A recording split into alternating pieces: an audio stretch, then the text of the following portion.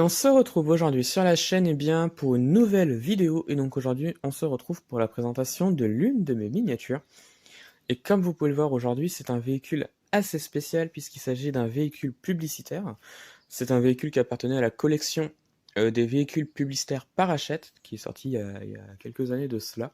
Voilà. C'était un hors-série, comme ils appelaient ça, c'est-à-dire que c'était 4 gros camions qui sont sortis en presse également, mais c'était pas dans la continuité de la collection. Voilà, ils sortaient un petit peu à part des voitures qu'on trouvait dans la collection. Voilà. Il y en a eu 4 au total, et donc là je vous présente donc le numéro 4, donc le hors-série numéro 4, qui était un Berlier TLB de la marque Vin du Postillon, comme vous pouvez le voir ici. Véhicule publicitaire qui a été dévoilé en 1953. Voilà, et donc que je trouve vraiment magnifique. Donc c'est un tracteur Berlier TLB qui est attelé à une semi-remorque Fru Aof carrossé en malle-poste. Donc qu'est-ce qu'une malle-poste? C'est un véhicule des services postaux de l'époque. Donc je vous mettrai une photo de ce que ça pouvait être, de ce que ça pouvait ressembler si vous ne voyez pas. Voilà, donc c'était un véhicule carrossé en malle-poste et ça a été carrossé par la société Chéreau. Voilà, à l'époque.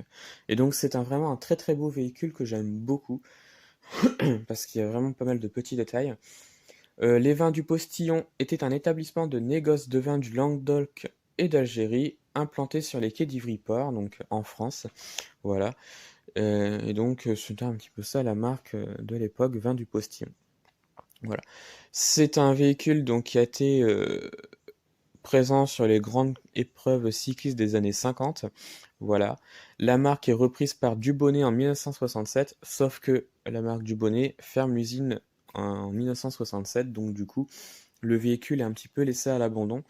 Et donc, le cirque Pinder, quand vous connaissez, je pense, rachètera le véhicule en 1972 et modifiera un petit peu le véhicule. La couleur changera, comme vous pouvez le voir sur les photos. Voilà. Et donc, il gardera le même style, comme vous pouvez le voir ici. Voilà. Donc, le véhicule est vraiment très bien reproduit. C'est du XO à l'échelle 1,43, comme vous pouvez le voir, que je trouve vraiment magnifique. Et donc, je vais vous expliquer un petit peu l'histoire de ce véhicule. Voilà. Donc, c'est un attelage qu'on peut détacher, si j'y arrive. Voilà. Donc, on va commencer par le tracteur. Donc, on a un Berlier TLB qui, je trouve, est vraiment magnifique, avec vraiment pas mal de petits détails. Donc, on a vraiment pas mal de petits détails, notamment les chevaux qui sont représentés donc au galop, comme ils le disent. Voilà, ça a marqué un petit peu le dynamisme du véhicule, qui, je trouve, est vraiment très bien fait. On a des rênes, il me semble que ça s'appelle comme ça, qui sont également présents, voilà.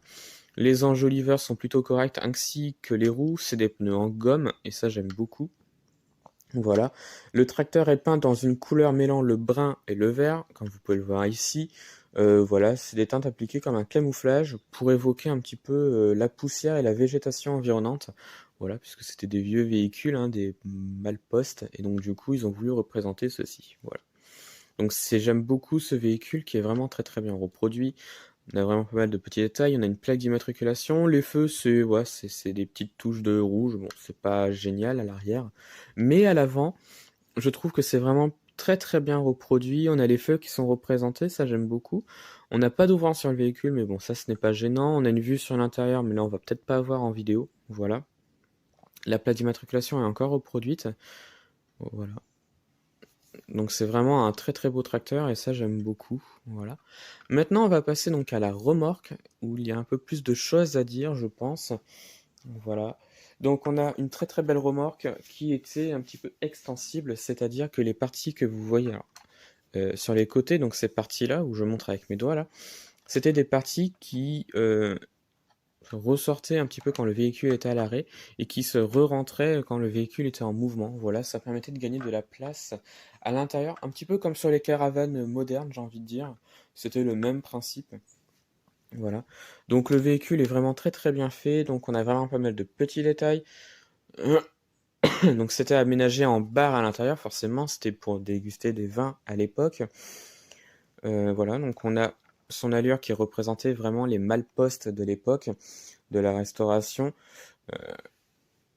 Et donc voilà, donc on a un peu des touches de jaune, forcément, ça représentait les Malpos de l'époque, puisqu'elles étaient principalement de couleur jaune. Voilà.